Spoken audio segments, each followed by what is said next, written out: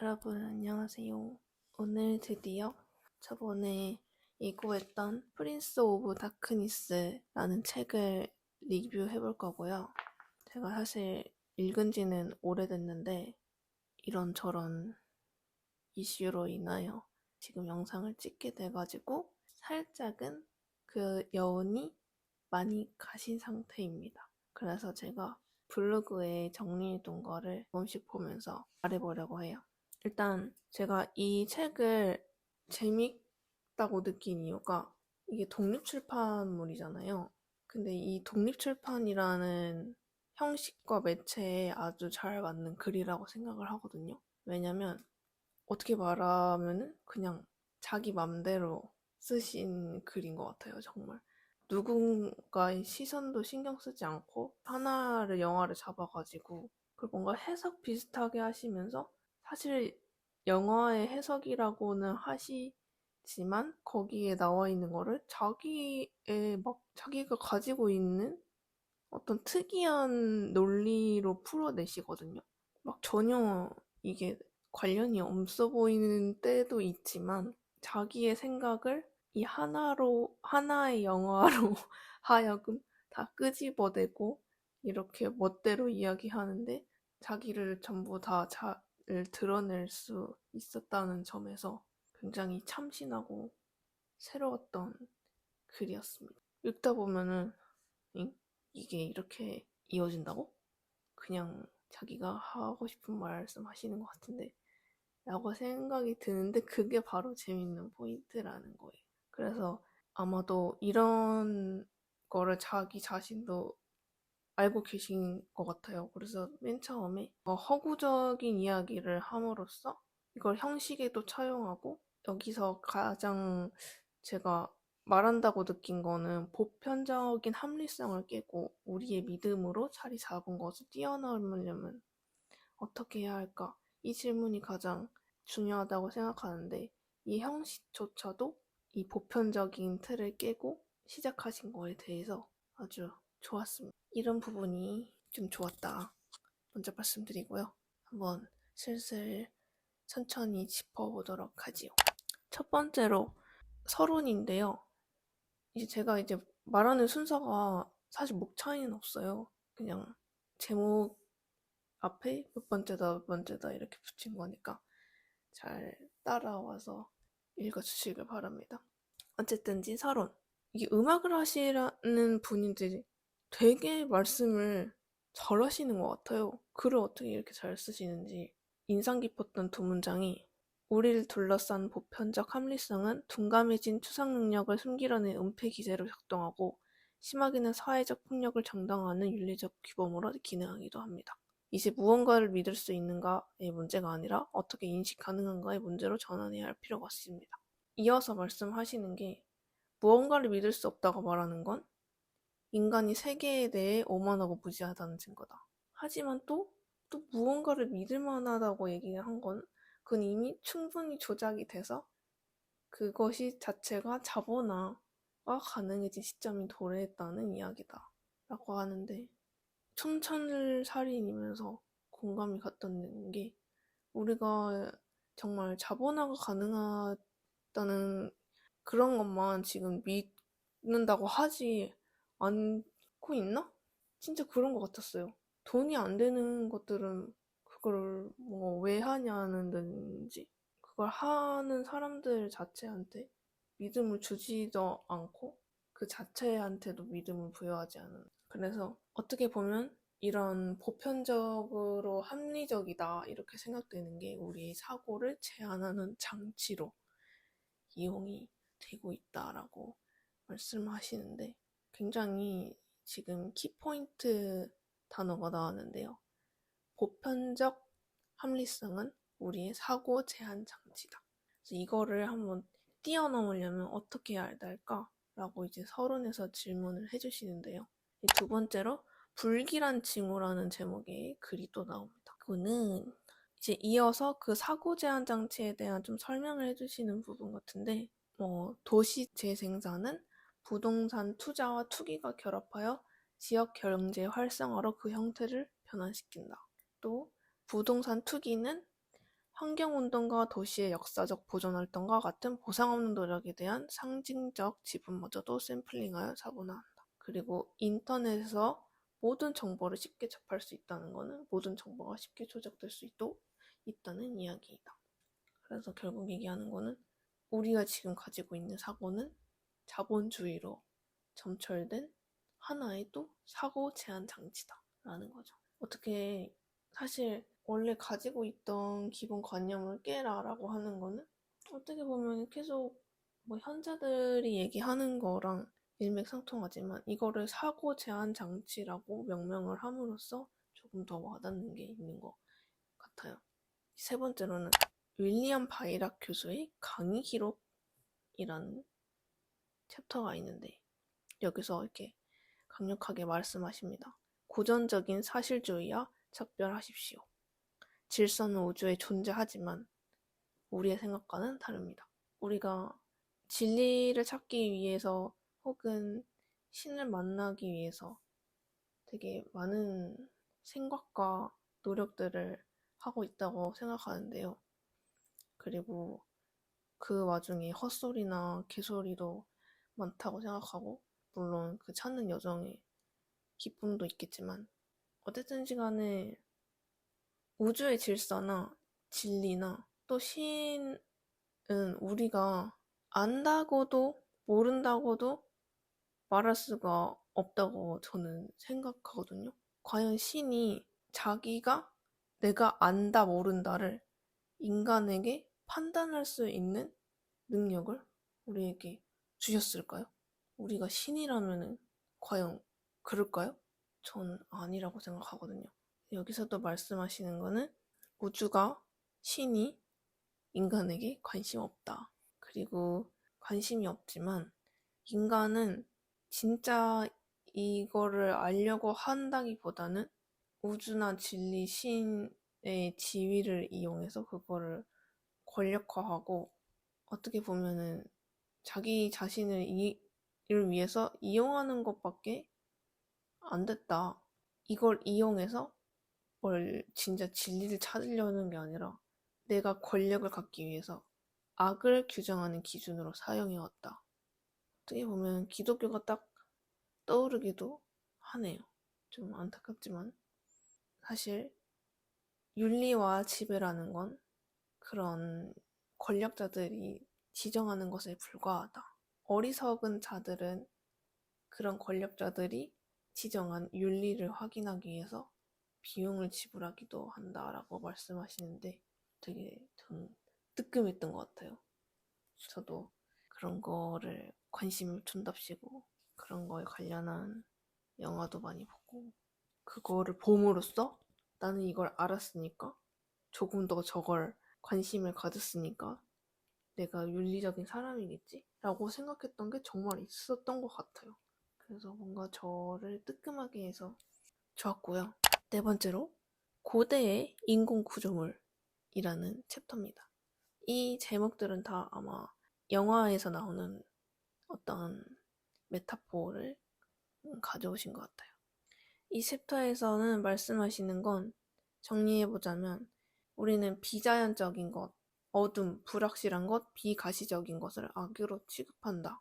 우리는 보이지 않고 우리가 모르면은 그게 두렵기 때문에 우리의 생존을 위협하고 그 다음에 중요하게 권력을 위협하기 때문에 그걸 악으로 취급한다는 건데요. 그리고 어떤 것, 아까 말을 했던 뭔가 막연한 것 같은 그런 비패턴화 되어 있는 것들을 인지하지 못하고 또 인지하려 하지도 않는다. 이제 비패턴화 된 거는 아까 말씀드렸던 뭔가 자본화되지 않은 어떤 거겠죠. 그래서 무지가 악이 되며 어떤 것이 악이라고 하는 것은 자신이 무지하다는 것과 같은 말이 될 수 있다 라고 하십니다.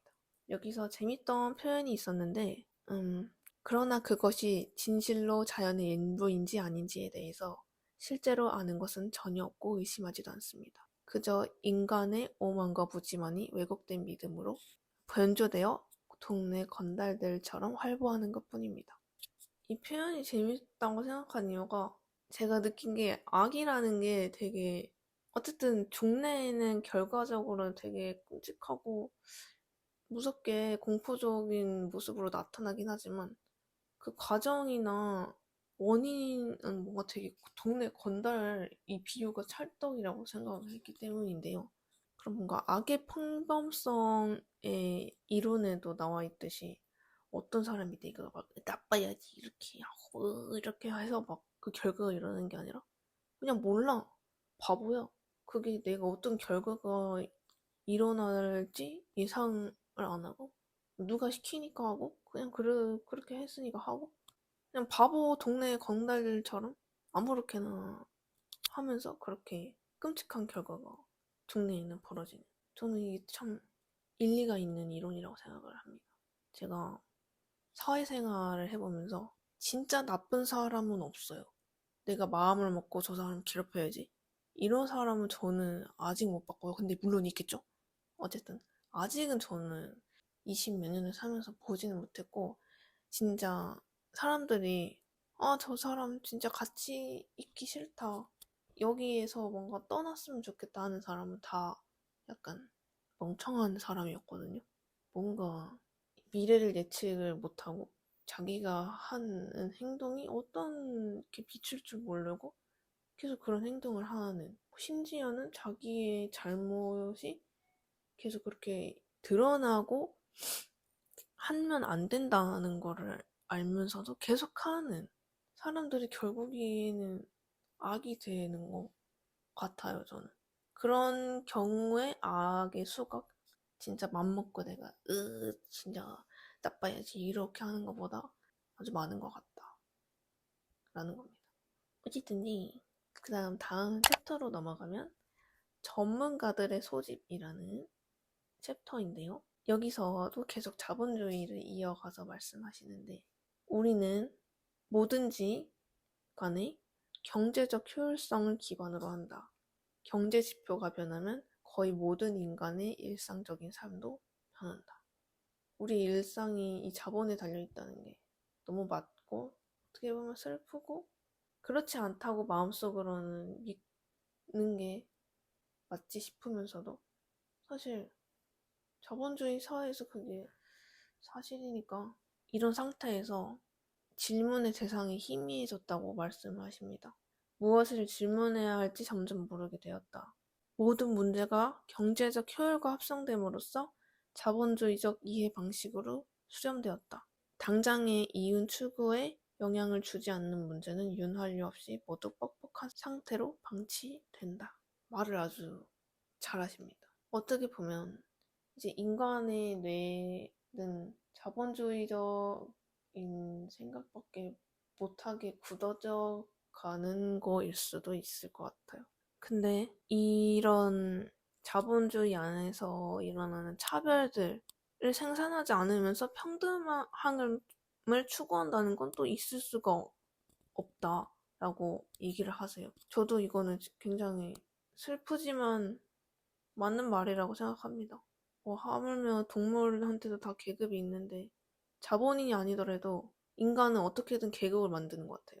자본의 계급이 아니더라도 뭐 외모의 계급이라든지 뭐 지식을 가지고 있는 계급이라든지 그냥 어떻게라도 생물은 계급을 만든다. 이게 되게 자연스러운 현상인데 그 밑에 있는 사람들한테 굉장히 안타까운 현실의 모습을 나타내기 때문에 해결해야 되는 문제라고 인식이 되지만 해결은 할 수가 없고 그래서 세상의 풍경은 언제나 공회전한다.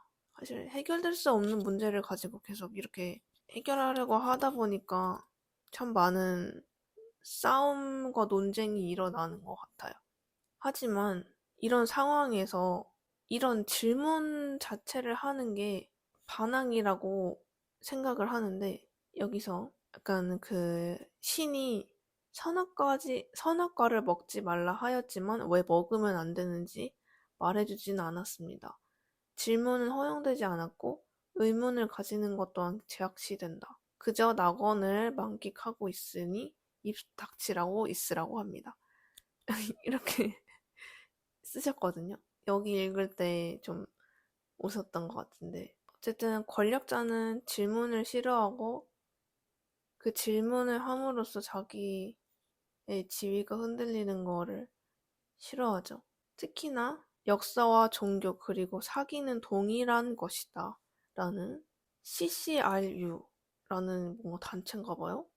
여기가 주장을 했다는데요. 많은 사람들이 말하는 듯이 어느 정도 일리 있는 말이죠. 왜곡된 역사도 많고 종교는 뭐 그냥 그래서 뭔가 이렇게 모든 것이 합리적이다라고 생각을 하는 것.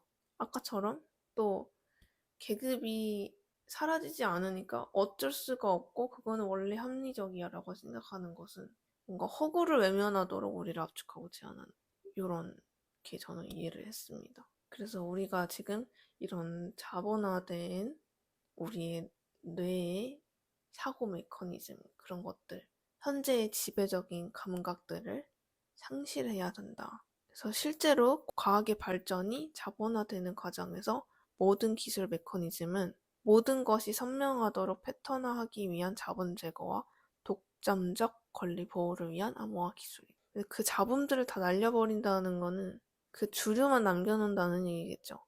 그 주류에만 주목을 시키고 또 그거를 패턴화 시킴으로써 우리의 뇌에 다시 공고히 박아놓고 우리는 계속 그런 그 상태로 사고를 해내 나가겠죠.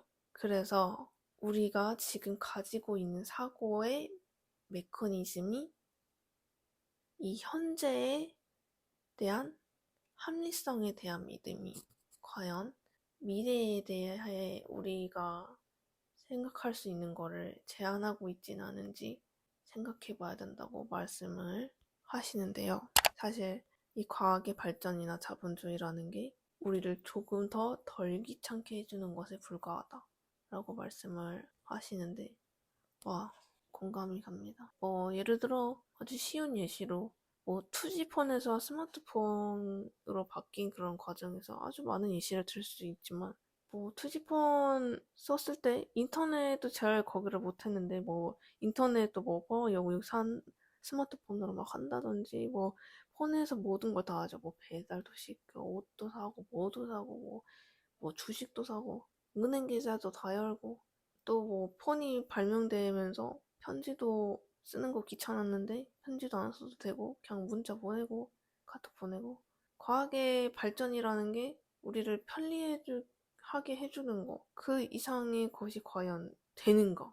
이 질문이 쉬운 질문이라고 생각하지만 정말 자리를 잡고 생각해 봐야 된다는 문제라고 생각하거든요. 과연 그 이상의 가치를 만들어내고 있는지에 대해서 저도 사실 아니라고 생각했던 적이 굉장히 많거든요. 과학이 왜 발전하고 있는지, 왜 발전해야 하는지, 모든 것을 한자리에서 할 수 있는 게 과연 이 인류 공동체를 정말 행복하게 하는 일인지, 오히려 더 격차를 벌이는 일이 아닌지, 제가 반도체를 배우다가 반도체 쪽으로 과연 나가야 되나라고 고민을 했을 때 이런 고민이 엄청 크게 들었었거든요. 내가 반도체를 만드는 이유가 뭐지? 내가 핸드폰의 속도를 더 빨리 하고 용량을 늘려서 결국에 인류에게 기여를 하는 것은 뭐지? 핸드폰 빨라지게 하는 게 내 인생의 목표가 돼야 되나? 너무 슬펐어요. 그렇지 않나요? 뭔가 이상한 것 같아요. 이 과학의 방향이라는 게. 그래서 다시 한번 강조를 하시는 말씀이 현재 인식이란 미래를 인식하는 데 있어서 일종의 거대한 인식 제한 필터이다. 합리성, 경제관념, 전문성, 안전지대 표지판으로 구성된 인식 제한 필터는 미래로부터 다가온 실제를 불분명하게 만들어 우리가 생각하지 못하게 만든다. 미래에 대한 관념은 상실될 것이고 오로지 끝없이 반복되는 현재만이 있다. 이거는 포에버리즘 리뷰했을 때도 같은 말이 나왔었죠. 제가 챗GPT를 많이 쓰는데 이제 챗GPT를 약간 홍보하는 문구가 누구나 전문가가 될 수 있고 혹은 여기서 모든 지식을 다 얻을 수 있고 얘가 모르는 게 없고 그렇다고 하잖아요. 근데 과연 챗GPT가 모든 걸 아나요?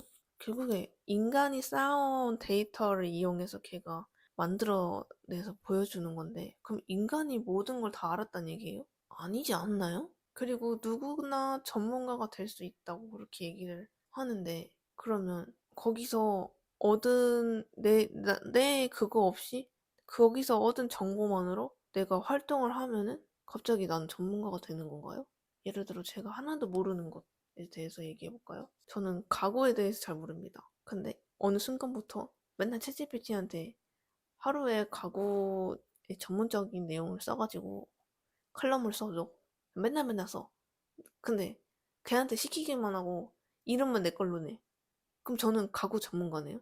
어디 가서 실제로 물어보면 하나도 모르는데. 아니잖아요. 그리고 우리가 생각하기를 멈추고 모든 거를 이제 걔한테 물어보기 시작한다면은 거기 안에 있는 내용은 다 과거인데 정말 과거만이 반복되는 미래겠죠. 새로운 게 없는 거잖아요. 뭐 아무리 생성형 AI라고 해도 진짜 우리가 이 AI를 어떻게 써야 될지 다시 한번 생각을 해봐야 되고, 그 AI가 발전이 되면 없어질 직업에 대해서 뭐 옛날에는 그 단순히 뭐 공장 노동자가 없어질 것이다 뭐 이렇게 생각을 했는데 지금 완전히 반대잖아요. 예술가가 먼저 없어지고 있고 뭐 판사나 의사가 먼저 없어지고 있고, AI가 창조하는 것이 과연 예술인지에 대해서도 우리가 지금 정말 이런 자본화된 뇌의 메커니즘을 갖다가 AI를 쓴다면 아까 말한 것처럼 그냥 인생을 편리하게만 사는데 그거를 쓰고 나는 결국에 아무것도 하지 못하는 사람이 되겠죠. 그래가지고 여기서도 말씀하시는 듯이 안과 밖이 반복되는 나선의 운동처럼 반대편을 생각해야 한다. 또한 그 안과 밖이 있으면 그 내부의 것도 생각할 수 있어야 된다. 이게 제가 말해서 이 언어적으로 이분의 언어가 와닿지 않았을 수도 있지만 굉장히 말을 재밌게 하시고 뭔가 언어를 잘 고르시는 것 같아요. 딱 한 번에 알아들을 수 있게끔. 어쨌든지 정말 재밌는 책이었고 자기만의 생각에서 사회적인 문제로 나아가고 또 이게 뭔가 공상적이고 몽상적인 분위기를 자아낸다는 점에서 아주 매력 있는 책입니다. 완전히 그 비패턴화 된 것에 대해서 구현하고 우리가 다시 한번 생각해 볼 수 있는 그런 계기를 잘 마련해 주셨다. 아주 추천을 드리는 책이고요. 제가 요즘에 뭐를 읽었냐면요. 여러분 이렇게 빨리빨리 넘어가는 걸 너무 좋지 않아요? 제가 지금 읽고 있는 책은 이기정 유전자 읽고 있고, 다 읽은 책은 몽타뉴 수상록이랑 한강의 검은 사슴. 한강의 검은 사슴은 그 비유가, 묘사가 너무 많아요. 힘들어요. 그거를 상상하고 생각하는데 온 시간이 다 갑니다. 한강 작가님 노벨문학상 정말 리스펙하지만 읽을 때마다 제 스타일은 아니고요. 그 다음에 몽타뉴 수상록. 몽타뉴 수상록은 이제 독서 모임을 제가 사설로 처음 해보고 있는데 진짜 너무 재미가 없어가지고 간신히 읽었던 책인데요. 왜냐면 모든 지금 뭐 똑똑하시고 지혜로우신 분들이 말하는 내용이 다 들어가 있어요. 이미 다 아는 내용? 기본서 같은 느낌? 물론 제가 그걸 다 알고 실천하는 현재라는 뜻은 아니고요. 자기 개인적인 뭐 이런 얘기도 아니고 그냥 건강에 집착하지 말아야 된다. 뭐 해야 된다. 약간 이런 느낌이어가지고 그냥 재미가 없었어요. 예, 비추어요. 그리고 또 독서 생활 관련해서 제가 을지로의 라이팅룸이라는 데를 가봤는데 거기가 뭐 노트나 펜 같은 거를 팔기는 하지만 주로 파는 게 쓰기라는 경험을 팔고 계신다고 하더라고요. 근데 그런 무형의 경험을 판다는 게 굉장히 매력 있는 그런 공간이었다. 사실 서울 가면 사실 저는 서울에서 놀 때 돈이 없으면 못 논다고 생각하거든요. 왜냐면 다 물건이야. 어디 쇼핑 가고 뭐 먹고 또 쇼핑 가고 뭐 향수 보고 옷 보고 와 내가 이런 물건들을 구경하러 서울에 오는구나. 이런 생각을 한 적이 있는데, 물론 뭐 쓰기의 경험을 사는데도 돈이 들긴 하지만 그런 무형의 그런 경험을 산다는 게 굉장히 저에게는 물질주의를 깨는 그런 느낌이었습니다. 분위기도 굉장히 조용하고 쓰기라는 그런 정적인 활동을 좋아하시는 분들을 가보시면 좋을 것 같아요. 그다음에 또 제가 을지로 노마레이를 또 갔는데 거기 재밌는 책이 많았었어가지고 이번에는 어떤 책이 들어왔을까 막 이러면서 갔어요. 근데 별로 새로운 책이 없는 거예요. 근데 이게 뭔가 이게 탓하는 게 아니라 이런 재밌는 책을 갖다 놓는데도 사람들이 보지를 않는구나 그런 생각이 들었습니다. 그래서 저도 나중에 작은 서점을 여는 게 꿈인데 그렇게 재밌는 책들이 많은데도 안 읽는데 조금 제 꿈에 대해서 작은 꿈에 대해서 조금 더 주춤 의기소침했달까요? 사람들이 막 책을 많이 읽어야 된다 이렇게 하는데 안 읽는 것 같아요. 뭐 북페어 이런 데 되게 성행하고 흥행하는데 독립 서점은 왜 흥행을 안 하는지 모르겠어.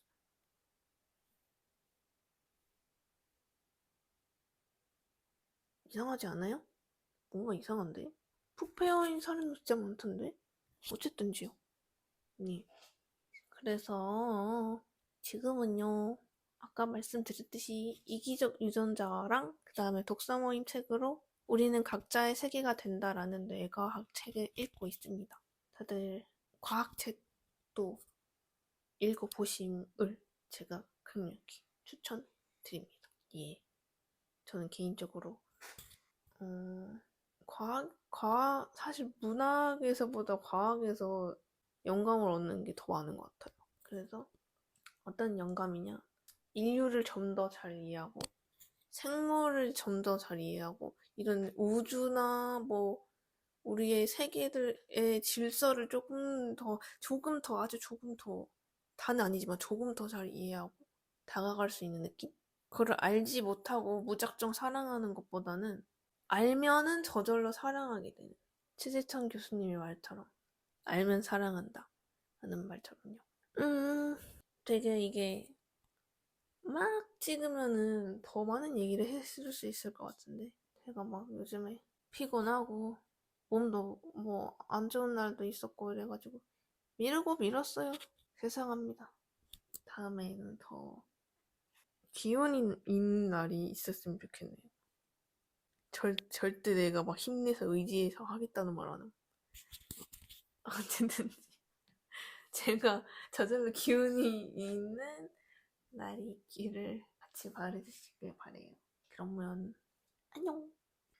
막간 막간은 아니지만 마지막 제가 이 후드 집업을 최근에 샀는데요.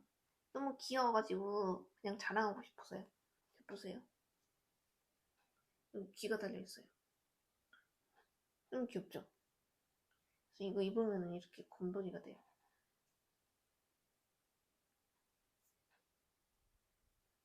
이거 여기까지 잠글 수 있어가지고 겨울에 되게 따뜻할 것 같아요. 어쨌든지 저의 새된 후드 집업 자랑 이거 끝! 안녕!